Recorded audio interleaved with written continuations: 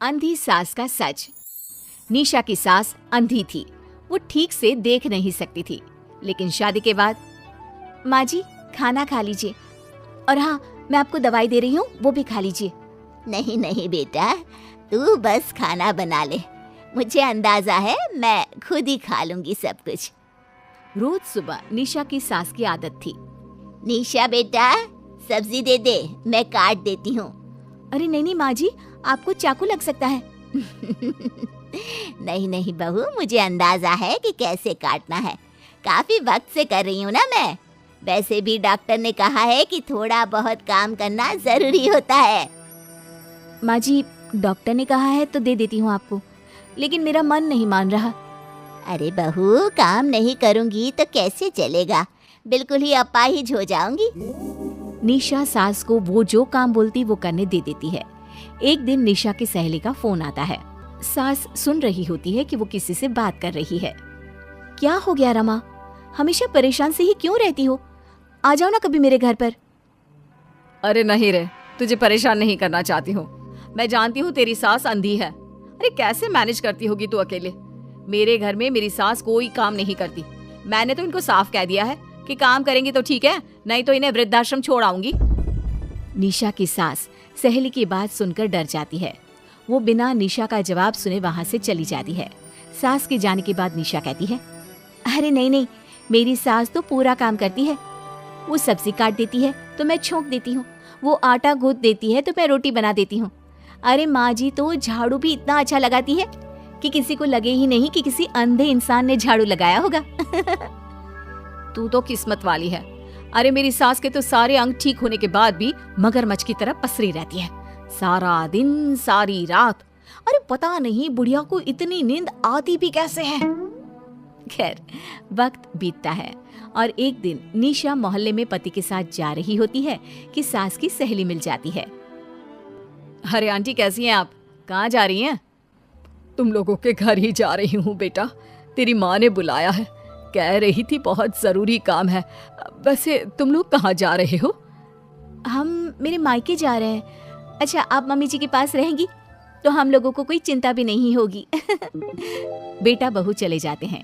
सहेली निशा के घर में जैसे ही घुसती है, उसकी सास कहती है, आ गई रीना, जब से अंधी हो गई हूँ तू तो आती ही नहीं घर। अरे क्या बताऊं सीमा, तेरा तो मुझे कुछ समझ में ही नहीं आया। अरे जैसे ही बेटी की शादी हुई उधर तू अंधी हो गई, कैसे? मतलब समझ में नहीं आया। सास जोर जोर से हंसती है। अरे पागल हो गई है क्या? किसी अच्छे डॉक्टर को दिखाना, ठीक हो जाएगी। मन नहीं करता क्या दुनिया देखने का? कल को पोता पोती होंगे, उन्हें कौन खिलाएगा? तेरी भी तो बहू आई है, तेरे भी तो बेटे को बच्चा हुआ, कितना खिला लिया तूने। अरे हमारी तो किस्मत ही फूटी थी। लड़की की पहले दिन से ही डिमांड थी कि सास ससुर के साथ नहीं रहना, चाहे जो हो जाए। अब बोल क्या करती मैं? फिर क्या कर लिया तूने? दोनों आंखें होने के बाद भी परेशान ही है ना? हाँ पर चल कम से कम दुनिया देख तो रही हूँ ना, तेरी तरह अंधी तो नहीं हो गई। निशा की सास शांत हो जाती है। उनकी आंख से आंसू गिरने लगते हैं। अरे अरे रो मत, क्यों रो रही है? वैसे भी दुनिया में ऐसा कुछ नहीं है कि जो देखा जाए। चालाक बहुएं और ऊपर से वो बेटे जिन्हें बचपन से सीने से चिपका कर पाला, वो भी बीवियों के कहने पर माँ से लड़ पड़ते हैं। तेरी गुलाबी रंग की साड़ी बहुत अच्छी लग रही है, और ये जो चश्मे का फ्रेम है ना, जच रहा है तुझ पर। सहेली शांत हो जाती है। मतलब तू अंधी नहीं है, तू देख सकती है। हाँ, तू मेरी सबसे खास सहेली है, इसलिए बता रही हूँ।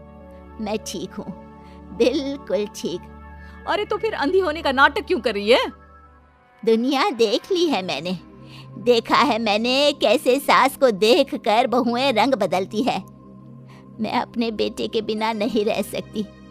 पति का साया तो पहले ही उठ गया, बेटे को बहू ले गई तो क्या करूँगी?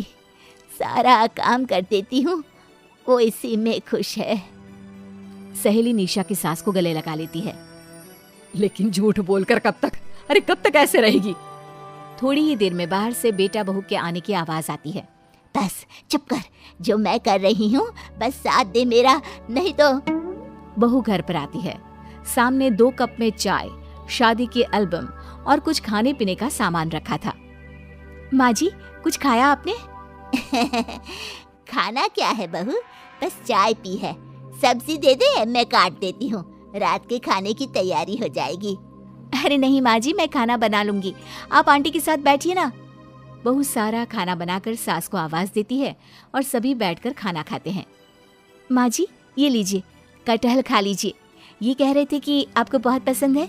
हाँ, ला दे। बहू सास को रोटी का डिब्बा पकड़ाती है, लेकिन सास नहीं पकड़ती। वो कटहल देना बहू। बहू जल्दी से सास को कटहल दे देती है। अगले रोज फिर सास झाड़ू लगा रही होती है कि बहू कहती है, माँ जी, आप ठीक से झाड़ू नहीं लगा रही, पीछे देखिए कितना सारा कचरा फैला हुआ है, लाइए मैं लगा देती हूँ। सास डर जाती है और पीछे देखती है। कहाँ बहू? अरे कहीं तो नहीं है कचरा, देख। नहीं माँ जी, आप देख नहीं सकती ना, इसलिए आपको नहीं दिखा। बहू सास से झाड़ू लेकर सारे घर में झाड़ू लगा देती है। सास अब जो काम करने जाती, बहू उनसे छीन लेती। क्या बात है बहू, आजकल तुम मुझे कोई काम क्यों नहीं करने देती? माँ जी, काम ही क्या है, हम 3 लोगों के लिए खाना और 2 कमरे की घर की सफाई, ये तो मैं आसानी से कर सकती हूँ। सास को समझ में नहीं आता कि आखिर बहू ऐसा क्यों बोल रही है। वो कुछ दिनों तक सब देखती है और फिर एक दिन बहू की सहेली आती है।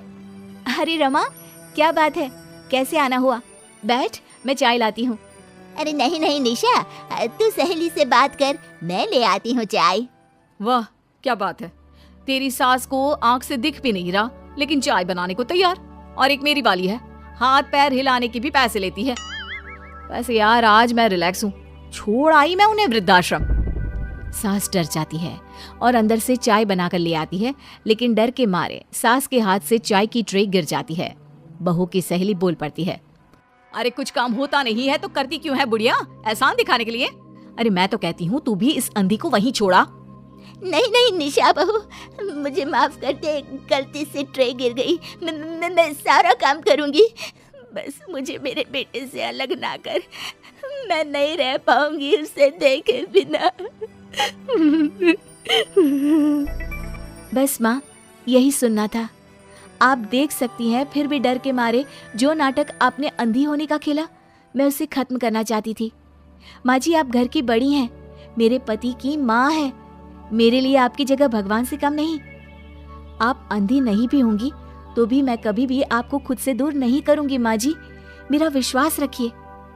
फिर निशा सहेली को देखती है। अच्छा होगा रमा कि तू मेरे घर से चली जाए, क्योंकि मेरे घर में ऐसे लोगों के लिए कोई जगह नहीं है जो बड़ों की इज्जत नहीं करते। सास चैन की सांस लेती है। जीती रहे बहू, जीती रहे।